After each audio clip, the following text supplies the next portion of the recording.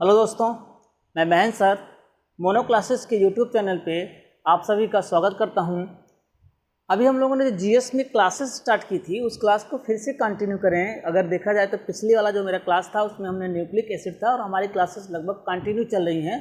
ठीक है, अगर हम आगे बात करें तो न्यूक्लिक एसिड को तो हम लोगों ने कवर कर लिया था, लेकिन अब यहाँ से हमारे पास जो टॉपिक आ रहा है वो टॉपिक आ रहा है डीएनए क्या है। ठीक है, देखिए आप लोगों को प्रॉपरली वे में वीडियो मिल रही होगी, ऐसी कोई बात नहीं है। बाकी इस समय तो कोरोना कंडीशन है तो थोड़ा सा ऑफलाइन कंडीशन चल नहीं पा रही है, तो ऑनलाइन में ही सब चीज़ें दी जा रही हैं, आपको हर जगह से मिल रही होंगी। चलिए हम लोग आगे बात करते हैं बिना कुछ देर किए हुए। हमारे पास टॉपिक जो था वो था डीएनए। आज का हमारा जो टॉपिक है वो क्या है? DNA, DNA, deoxy ribonucleic acid. DNA, deoxy ribonucleic acid.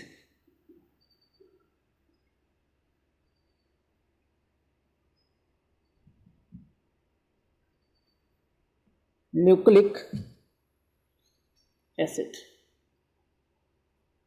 Deoxy ribonucleic acid. अब देखिए इसमें क्या चीज़ें हैं, ये क्या है। अगर मैं उस दिन वाली जो बात किया था, थोड़ा सा बेसिक चीज लूँगा। ओके, उस दिन हमने थोड़ा सा चार्टेबल फॉर्म में बात किया था कि जो डीएनए था ये डीएनए है क्या? डीऑक्सी राइबोन्यूक्लिक एसिड, क्योंकि दो पार्ट में डिवाइड किया था। मैंने उससे जब फिगर बनाया था तो आपको बताया था कि जो हमारा न्यूक्लिक एसिड था, पुरानी वाली वीडियो जाकर देखेंगे तो क्लियर हो जाएगा। जो हमारा न्यूक्लिक एसिड था, हल्का सा चार्ट बता दे रहा हूँ। न्यूक्लिक एसिड जो हमारा था, यह न्यूक्लिक एसिड को हम लोगों ने दो पार्ट में डिवाइड किया था। एक पार्ट आपका था फास्फोरिक एसिड, फास्फोरिक एसिड, और दूसरा हमारे पास था टॉपिक जिसका नाम था न्यूक्लियोसाइड, न्यूक्लियोसाइड। और न्यूक्लियोसाइड को हम लोगों ने दो पार्ट में डिवाइड किया था। हल्की सी पुरानी वाली वीडियो को देख लीजिएगा जाके, लेकिन हल्का बता दे रहा हूँ। न्यूक्लिक एसिड था, न्यूक्लियोसाइड था, और न्यूक्लियोसाइड में हमने बात किया था पेंटोज शुगर, और एक पार्ट में हमने बात किया था नाइट्रोजन बेस, यानी नाइट्रोजन क्षार। इसको हमने नाम दिया था हिंदी में नाइट्रोजन क्षार। ठीक है, थोड़ा सा समझिएगा यहाँ पे नाइट्रोजन क्षार। इसको हमने दो पार्ट में डिवाइड किया था, याद होना चाहिए आपको। एक हमने बात किया था यहाँ पे, एक हमारे पास टॉपिक आ रहा था यहाँ पे, इसका नाम था डीएनए, और एक पार्ट था हमारे पास क्या? RNA, deoxy ribonucleic acid, ribose nucleic acid. अब ध्यान दीजिए यहाँ से, ये नाइट्रोजन क्षार लिखा हुआ है। नाइट्रोजन क्षार को हम लोगों ने दो पार्ट में डिवाइड किया था। ये नाइट्रोजन है, नाइट्रोजन क्षार को हम लोगों ने दो पार्ट में डिवाइड किया था। एक था प्यूरिन नाइट्रोजन बेस, इसको हिंदी में आप शॉर्ट फॉर्म में लिख दे रहा हूँ। दूसरा था पिरिमिडिन नाइट्रोजन बेस। ठीक है, इतनी चीज़ तो आपको पुरानी वाली वीडियो मिल जाएगी, जाकर देख लीजिएगा। जो लोग नए होंगे या जो लोगों ने नहीं देखा होगा उसको प्लीज़ जाकर देखिएगा, क्योंकि आपके लिए सबसे इम्पोर्टेंट और सबसे बेहतर टॉपिक ये माना जाता है, और मैक्सिमम सवाल यहाँ से आते हैं।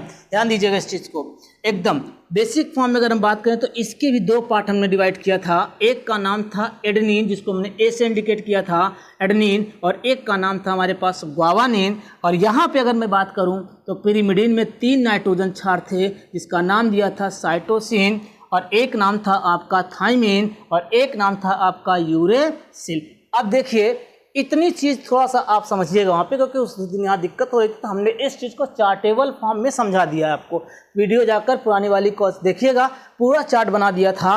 अगर यहाँ से मैं बात करूँ, अब देखिएगा, अगर यहाँ से मैं बात करूँ तो यहीं से हमारा एक टॉपिक निकल रहा है, कौन सा? डीएनए। और डीएनए के बाद हमारे पास एक टॉपिक और आएगा, डीएनए फिंगर प्रिंटिंग। बहुत बार सवाल पूछा था, डीएनए फिंगर प्रिंटिंग की खोज किसने किया था, तो ये चीज़ें कब हुआ था, पहला वैज्ञानिक कौन था, ये सब सवाल जो साइंस एंड टेक के होते हैं, चाहे वो पीसीएस लेवल पे बात करूं, चाहे एसएससी लेवल पे बात करूं, चाहे वनडे टाइप के कोई भी एग्जाम देने जाएंगे, आपको यहाँ से एक सवाल मिलना तय है। देखिए एकदम जो आपकी काम की चीज़ें हैं उसी चीज़ के बारे में बात की जा रही है। मैं अभी लिख नहीं रहा हूँ उस चीज़ को, लेकिन समझिए यहाँ पे जो चार्टेबल था, यानी एक तरफ फास्फोरिक एसिड, एक तरफ न्यूक्लियोसाइड, एक तरफ नाइट्रोजन, एक तरफ पेंटोज, क्योंकि ये इसका पार्ट था, और ये नाइट्रोजन बेस में दो पार्ट निकाला था, प्यूरिन और पेरीमिडीन। पेरीमिडीन में मैंने बताया था कि टोटल नाइट्रोजन क्षार कितने होते हैं, इसमें 3, और इसमें टोटल नाइट्रोजन क्षार कितने होते हैं, 2, और 2 और 3 मिलकर कितना हुआ, 5। ये मैंने पिछली वाली वीडियो में पूरा डिटेल बताया था।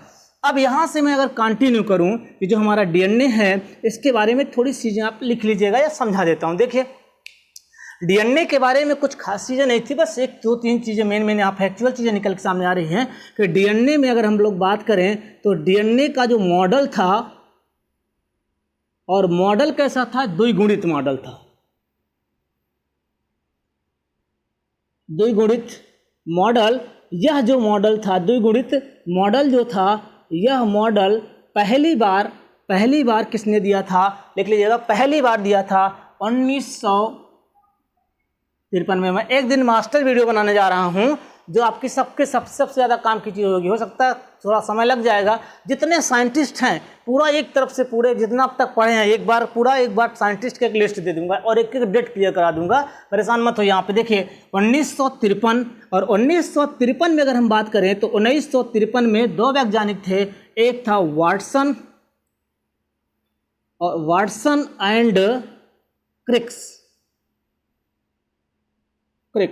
वाटसन एंड क्रिक 2 वैज्ञानिक थे 1953 में। समझते जाइएगा, मैं लिखते चला जा रहा हूँ, समझाते हुए चला जा रहा हूँ। आज देखिए डीएनए जो था इसका फुल फॉर्म भी कई बार पढ़ा, डीऑक्सी राइबो न्यूक्लिक एसिड, और डीऑक्सी राइबो न्यूक्लिक एसिड को हिंदी में भी देता है, इसमें भी देता है।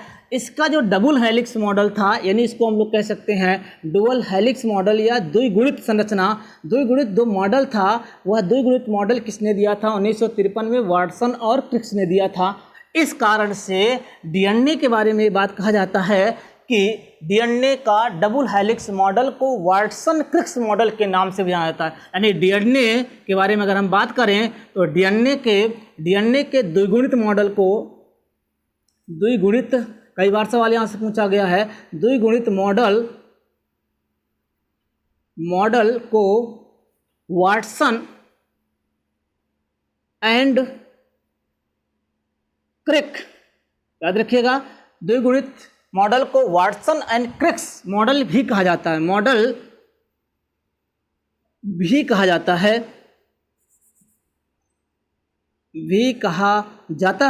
ध्यान दीजिएगा क्यों कहा जाता है यही समझ लीजिए। एक्चुअली ये लाइनिंग जो आपको समझा रहा हूँ, एक लाइन को समझाते चला जा रहा हूँ। इस मॉडल को दिया किसने था, हालांकि न्यूक्लिक एसिड की खोज किसने किया था, फ्रेडरिक और मिक्सचर, और चूंकि न्यूक्लिक एसिड का ही ये पार्ट है, किसका पार्ट है ये, न्यूक्लिक एसिड का।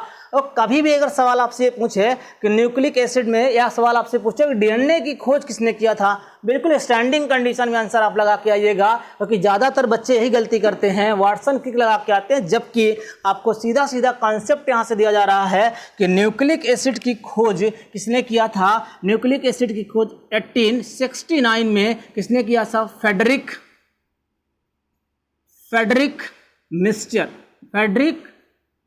मिक्सचर ने किया था। तो जब फ्रेडरिक मिक्सचर ने ही ये बात बताई थी तो फिर सीधी सी बात तय हो रही है यहाँ पे, जब फ्रेडरिक मिक्सचर ने ये बात बताई होगी तो फ्रेडरिक मिक्सचर ने डीएनए के बारे में बताया होगा। नहीं, पहली बार अगर खोज पूछे तो बिल्कुल आपका स्टैंडिंग आंसर आना चाहिए, किसने, फ्रेडरिक एंड मिक्सचर ने इसकी खोज किया था। लेकिन जब भी सवाल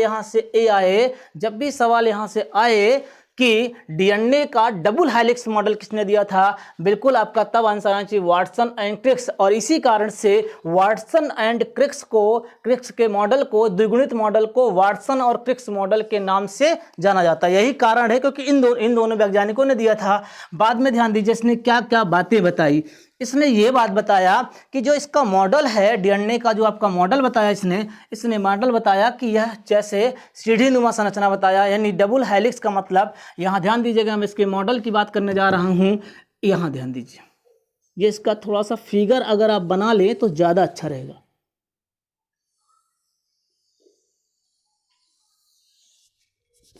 ये है आपका और ये डबल हेलिक्स का मतलब यहाँ पे समझिएगा द्विगुणित का मतलब होता है दो धागों से निर्मित संरचना, और दो धागों से अगर निर्मित संरचना है तो फिर सीधी सी बात है कि इसमें क्या ऐसी चीज़ पाई जाती होगी जिसके बारे में इन्होंने बताया था। ये था आपका डबल हेलिक्स मॉडल। अब पकड़िएगा पॉइंट्स को, क्योंकि मैं ये वाली बात बताने जा रहा हूँ आपको। एक कंडीशन, अब यहाँ ध्यान दीजिए, ये जो डीएनए था इसकी जो डबल हेलिक्स मॉडल दिया, इस तरह से मॉडल था।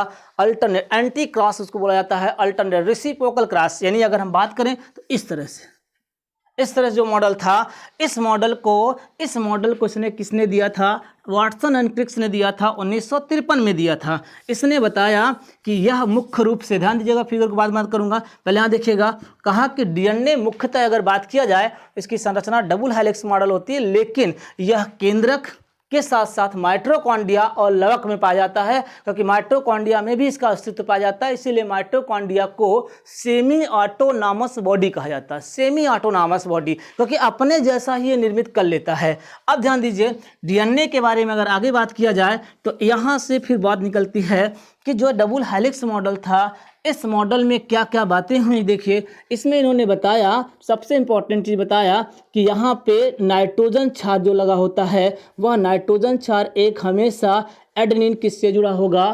थाइमिन से, और वो भी कौन सा? हाइड्रोजन डबल बॉन्ड से। कुछ दिन ही बताया था, एडेनिन किससे जुड़ेगा? थाइमिन से। इसीलिए मैं चार्ट बना दिया हूँ, एडेनिन हमेशा थाइमिन से जुड़ेगा, या फिर थाइमिन हमेशा जब भी जुड़ेगा डीएनए में तो किससे जुड़ेगा? एडेनिन से। साइटोसिन हमेशा किससे जुड़ेगा? साइटोसिन हमेशा जुड़ेगा ग्वावानिन से, या फिर ग्वावानिन हमेशा, और ट्रिपल बॉन्ड से, और ग्वावानिन हमेशा किससे जुड़ेगा? साइटोसिन से। यानी एडेनिन जो जुड़ेगा, अब यहाँ लॉजिकली फॉर्म में देखिएगा, जब भी एडेनिन जुड़ेगा तो एडेनिन हमेशा किससे जुड़ेगा? Double bond. ये डबल बॉन्ड हाइड्रोजन, इसको डबल बॉन्ड कहा जाता है। हाइड्रोजन डबल बॉन्ड किससे जुड़ा होगा? थाइमिन से। आगे मैं यहाँ से क्वेश्चन भी कराऊंगा, परेशान मत होइएगा, मॉडल पेपर भी कराऊंगा, और यहाँ से जितने क्वेश्चन निकलते हैं तुरंत ही वीडियो में करा दूंगा मैं, ठीक है। आगे देखिए, साइटोसिन जब भी जुड़ेगा किससे जुड़ेगा? ग्वावानिन से, लेकिन यहाँ कैसा बॉन्ड लगा होगा?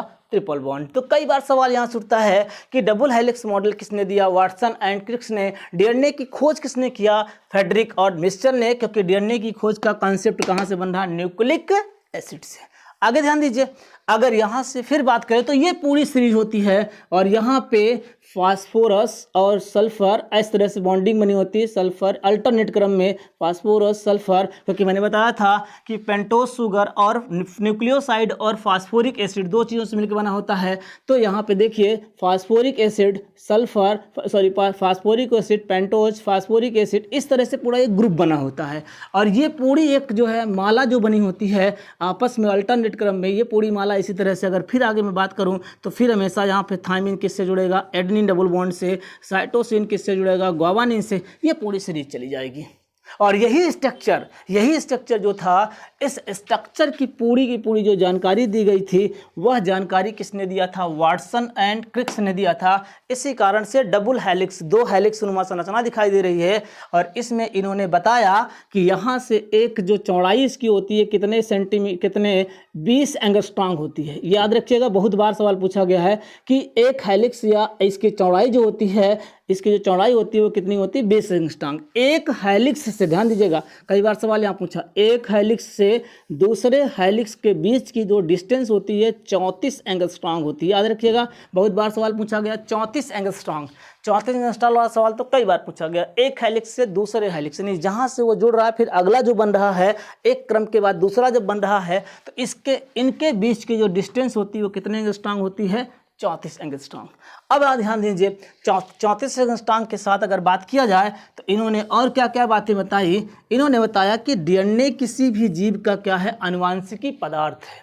डीएनए किसी भी जीव का क्या है? अनुवांशिकी पदार्थ है। डबल हेलिक्स क्यों कहा? क्योंकि दो धागों से निर्मित संरचना है। डबल हेलिक्स किस लिए कहा? क्योंकि ये दो धागे से निर्मित क्या है? एक संरचना है।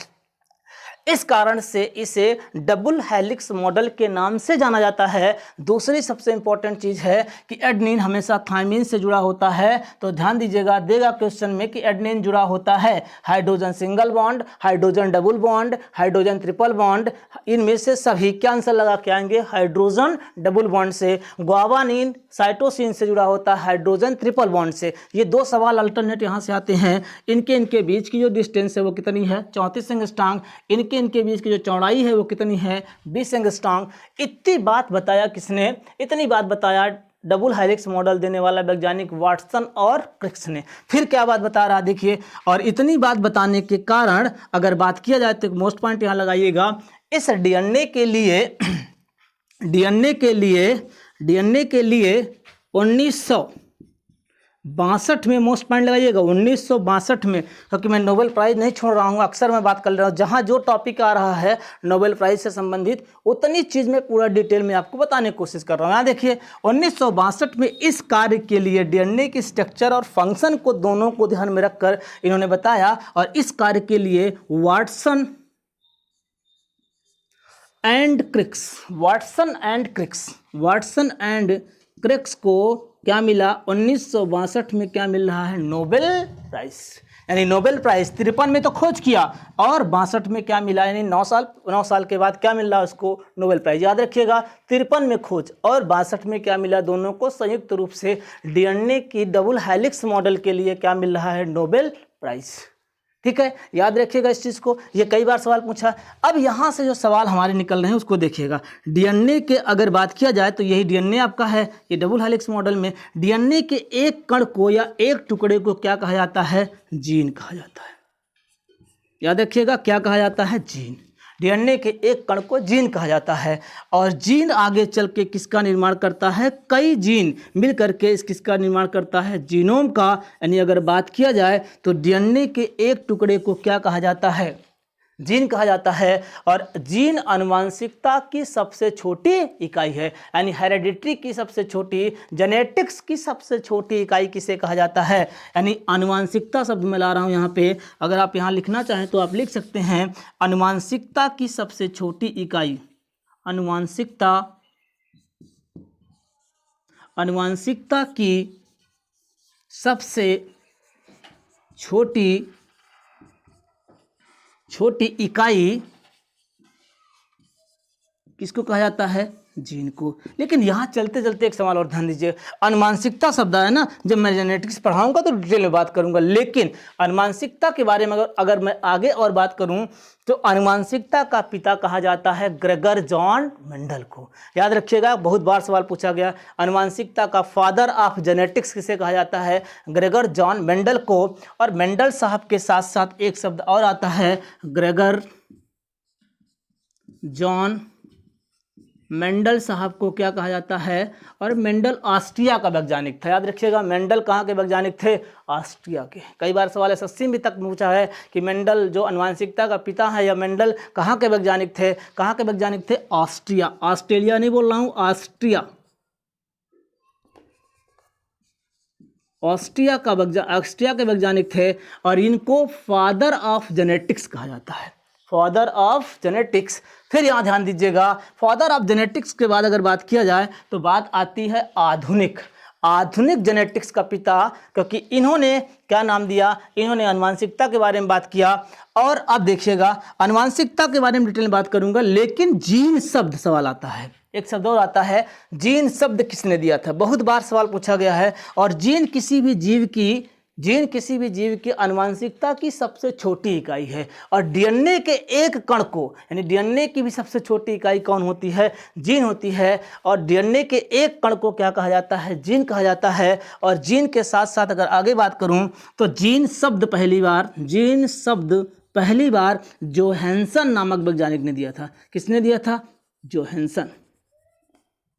याद रखिएगा, बहुत बार सवाल ये पूछा गया जोहानसन के बारे में। यानी यहाँ पे देखिए कितने साइंटिस्ट आ रहे हैं, एक वाटसन क्रिक्स आ रहा है, एक ग्रेगर जॉन मेंडल और ऑस्ट्रिया का वैज्ञानिक, फिर आ रहा है जीन शब्द किसने दिया, जीन शब्द। जेनेटिक्स का पिता किसे कहा जाता है, मेंडल साहब को, लेकिन जीन शब्द पहली बार किसने दिया था, जोहानसन ने कई बार सवाल यहाँ से मिला है। तो ये पूरे सवाल के ट्रैक हैं। आगे देखिए, फिर यहाँ से अगर मैं बात करूँ तो जीन शब्द के साथ साथ आता है आनुवांशिकता के साथ साथ अगर आए सवाल आपसे कि आधुनिक, याद रखिएगा ये आनुवांशिकता का पिता है, लेकिन आधुनिक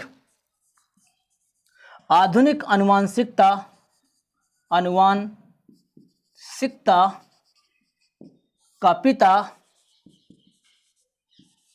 का पिता किसे कहा जाता है, बहुत बार सवाल पूछता है। तो आधुनिक आनुवांशिकता का पिता किसे कहा जाता है, वेटसन को कहा जाता है। याद रखिएगा वेटसन,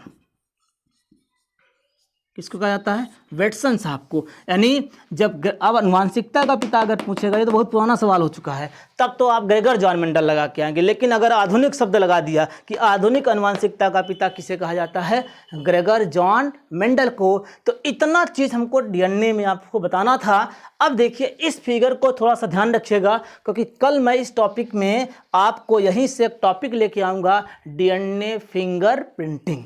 क्या लाऊंगा, डीएनए फिंगरप्रिंटिंग। एक चीज़ और आ रहा है, जब जीन आ गया है तो जीन को और जान लीजिए। जीन शब्द पहली बार जोहानसन ने दिया था। और मानव जीवन में अगर मानव शरीर की बात किया जाए तो मानव शरीर में जंक जीन किसे कहा जाता है, ये यूपीएससी में सवाल पूछा है।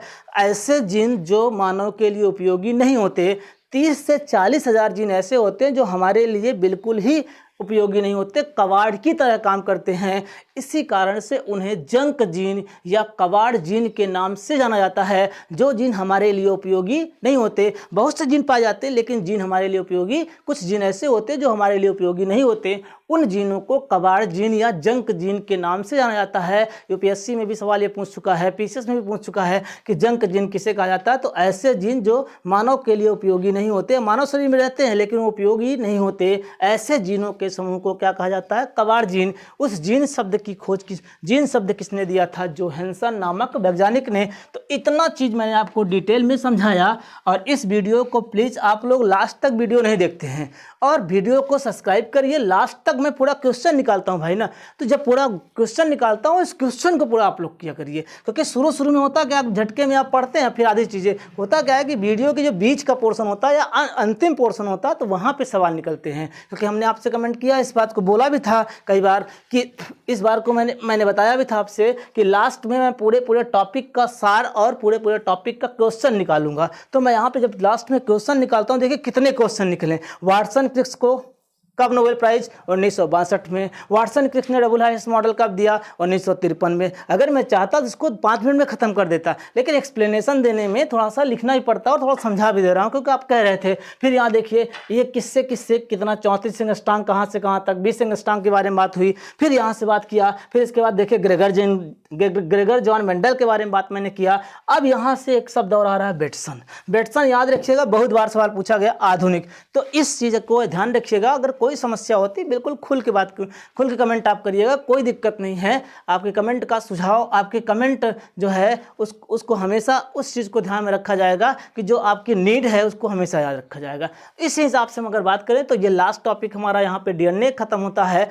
आगे हमारा टॉपिक आएगा डीएनए फिंगरप्रिंटिंग। बहुत इंपॉर्टेंट टॉपिक है क्योंकि डीएनए फिंगरप्रिंटिंग की खोज किसने किया था और कब किया था। डीएनए फिंगरप्रिंटिंग आपराधिक गुणों का पता लगाया जाता है। तो कल का जो हमारा सबसे इंपॉर्टेंट टॉपिक होगा वो होगा डीएनए फिंगरप्रिंटिंग। और उसके लिए जरूरी क्या है, ये चीज अगर आपने इसको कंप्लीट किया होगा तो कहीं से कोई दिक्कत आपको नहीं आएगी। कल मैं इस फिगर को फिर कंटिन्यू करूंगा। धन्यवाद, थैंक यू। इसके साथ एक बार और ध्यान दीजिएगा, चैनल को सब्सक्राइब करिए, शेयर कराइए और जितना हो सके उतना ज़्यादा शेयर कर दीजिए। इसके साथ साथ अगर बात किया जाए तो कमेंट करिए, ठीक है। Thank you.